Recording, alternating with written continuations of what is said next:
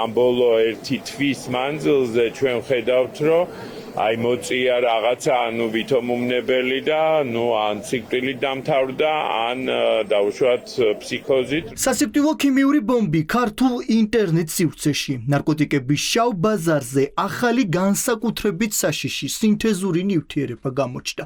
ბოლო რამდენიმე კვირაა, რაც საქართველოში კუსტარულად დამზადებული ახალი ნარკოტიკის ბუმია. Რამდენიმე კვირის წინ, ეხა რა დასამალია და მეც ვნახულობ ამ ტელეგრამ არხებს და ნახე რაღაცა გაურკვეველი, ასე ვთქვათ, ახალი ნივთიერება, რომელიც იყიდებოდა.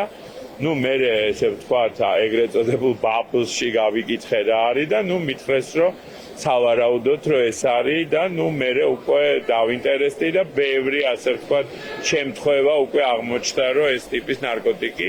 ძვირადღირებული ნივთიერება, რომელსაც სპაისის ან კაორის სახელწოდებით ყიდიან, სინამდვილეში მეტადონის კრისტალებით და ფენტალინით გაჯერებული სინთეთიკური ნარკოტიკია, რომლის მცირე დოზის მიღებაც კი ზედოზირებას იწვევს. მენტალურად აძლიერებს სუნთქვას და სწრაფი სიკვდილი დგება. როგორც ჩანს, აქ ამზადებენ, იმიტომ რომ გარდა იმისა, რომ ცალკე მოიხმარენ, ასევე მას ურევენ სხვადასხვა, ასე ვთქვათ, ფსიქოაქტიურ ნივთიერებებში. ნარკოლოგები ამტკიცებენ, რომ ბოლო დღეებში მიმართვიანობა გაზრდილია. მათი განმარტებით, უცნობის შემადგენლობის გამო პაციენტების მკურნალობა ხშირად რთულდება, რადგან ექიმებს წინასწარ არ აქვთ ინფორმაცია კონკრეტულად რა ნივთიერება აქვს ადამიანს მიღებული. შედარების თვალსაზრისით, მაინც მარიხუანას უნდა შევატაროთ, იმიტომ რომ კანაბინოიდია მარიხუანაც და სინთეზური კანაბინოიდი. თუმცა როგორც გითხარით, ზოგადად ახალი ფსიქოაქტიური ნივთიერებები სტრუქტურულად გარკვეულწილად და მოქმედების მექანიზმით ემსგავსება მას ბუნებრივ ანალოგებს, თუმცა გაცილებით უფრო სწრაფად იწვევს დამოკიდებულებას და გაცილებით მაღალია მათი ტოქსიური ეფექტი და არის არაპროგნოზირებადი, არაშესწავლილი. არა მარტო მომხმარებლებმა, ხშირად ექიმებმაც კი არ ვიცით ზუსტად რას მოიხმარს ესა თუ ის ადამიანი და რამდენად მარტივად იყიდება უცნობი წარმომადგენლობის ნარკოტიკული ნივთიერებები ინტერნეტში. ამის გასარკვევად ექსპერიმენტი ჩავატარეთ. რეპორტაჟისთვის ტელეგრამში ახალი ანგარიში დავარეგისტრირეთ და რამდენიმე წუთში დახურული არხების მოძიება დავიწყეთ. მალევე აღმოვაჩინეთ ჯგუფები, სადაც სხვადასხვა სახელწოდებით ნივთიერებების გაყიდვა ღიად იყო შეთავაზებული. ალბათ ახლა უნდა ავირჩიოთ ნივთიერება, რომელსაც შემდგომში ადგილზე მოგვიტანენ? ტელეგრამის არხზე სხვადასხვა ნარკოტიკული ნივთიერება ლარში მითითებული ფასით არის განთავსებული.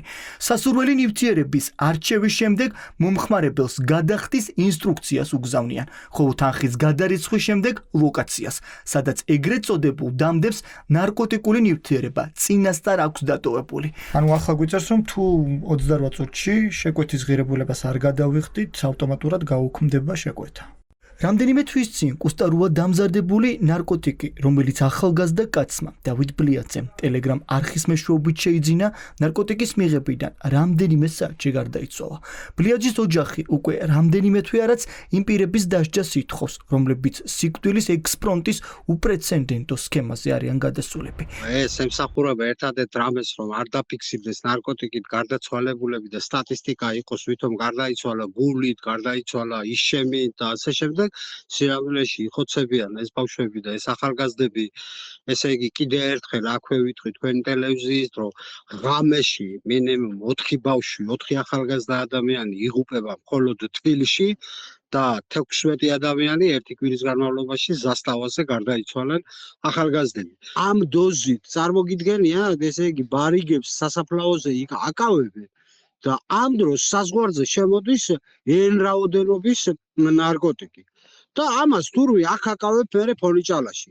ეს არის ნარკოტიკებთან ბრძოლა, ერთი მითხრას ვინ ძალოვანი უწყების თანამშრომლები ფაქტობრივად ყოველდღიურად ატარებენ სპეცოპერაციას ნარკოდანაშაულში ხილებული პირების დასაკავებლად. თუმცა ფაქტია, რომ ქართული ოცნების ნარკოპოლიტიკა არაეფექტურად მუშაობს, რადგან ყოველდღიურად ნებისმიერ ადამიანს ნარკოტიკული საშუალება სხვადასხვა ონლაინ პლატფორმაზე უპრობლემოდ შეუძლია რომ შეიცინოს.